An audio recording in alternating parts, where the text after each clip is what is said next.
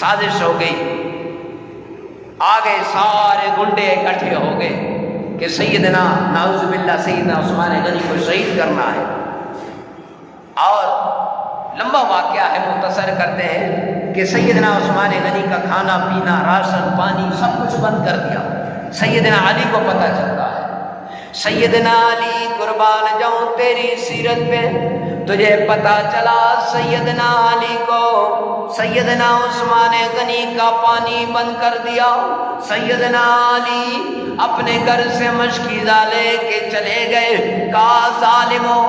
میرے عثمان کا پانی بند کر رہے ہو، وہ عثمان جو جب مسلمانوں کو پانی کی ضرورت تھی اس نے کنواں خرید کے دیا، آج تم اس کا پانی بند کر رہے ہو، میں اس کو پانی پلاؤں گا۔ مشکیزہ دیا سر پہ اور چلے گئے۔ فرمایا سیدنا عثمان غنی کے گھر کے قریب پہنچے،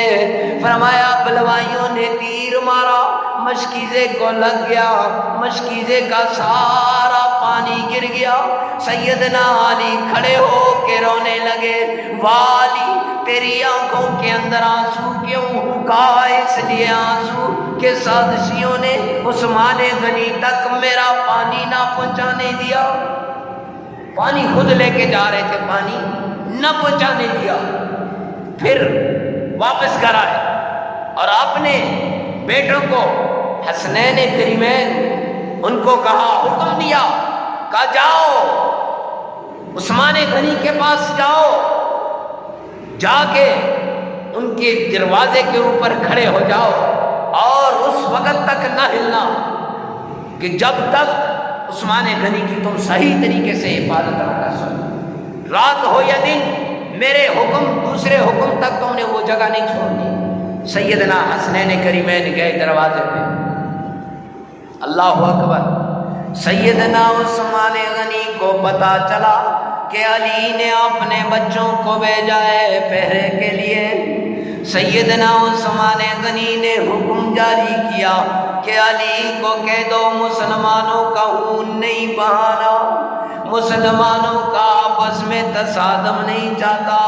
کرنے دو ان ظالموں کو جو کچھ یہ کرنا چاہتے ہیں۔ فرمایا سیدنا حسنین کریمین جب یہ پیغام لے کے اپنے بابا کے پاس جا رہے ہیں، بلوائیوں نے گھر کے اندر دھاوا بول دیا، دروازے کو پھلانگ کے، دیواریں پھلانگ کے اندر داخل ہو گئے۔ سیدنا عثمان غنی قرآن پڑھ رہے، سیدنا عثمان غنی کی داڑھی، ایک ظالم آگے بڑھا، سیدنا عثمان غنی کی داڑھی مبارک کو پکڑا، فرمایا زور سے کھینچنے لگا، میرے عثمان تیری استقامت پہ قربان جاؤں۔ فرمایا سیدنا عثمان کہنے لگے، ظالم اگر تیرا باپ زندہ ہوتا،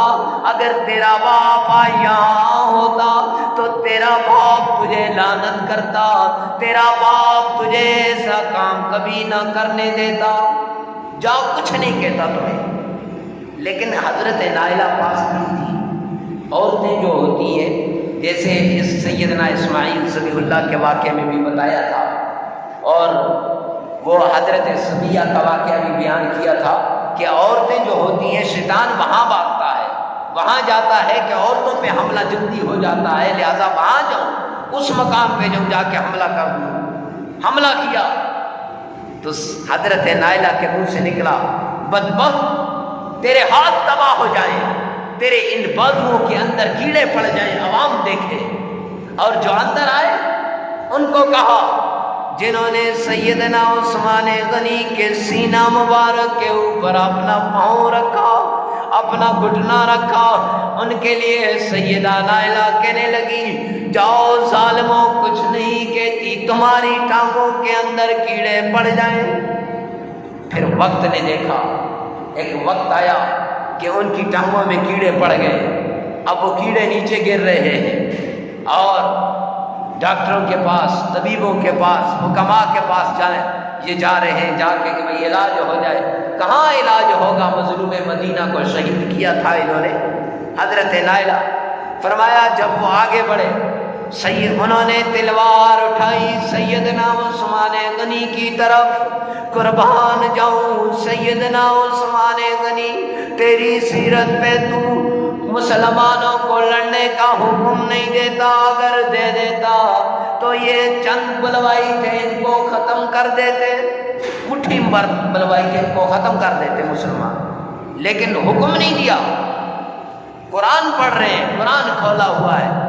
فرمایا قرآن پڑھتے پڑھتے جب فَسَيَكْفِيكَهُمُ اللَّهُ اس لفظ پہ پہنچے، لفظ کا معنی ہی بڑا عجیب سا ہے،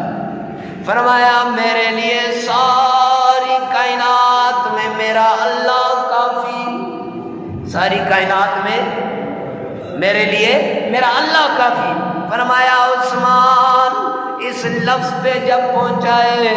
ظالموں نے عثمان پہ تلوار ماری، سیدہ نائلہ نے ہاتھ آگے کیا، انگلیاں کٹ گئی، فرمایا سیدنا عثمان غنی کو شہید کر دیا، سیدنا عثمان غنی کا خون نکلا، فرمایا قرآن کے اوپر خون نکلا، دنیا کے جتنے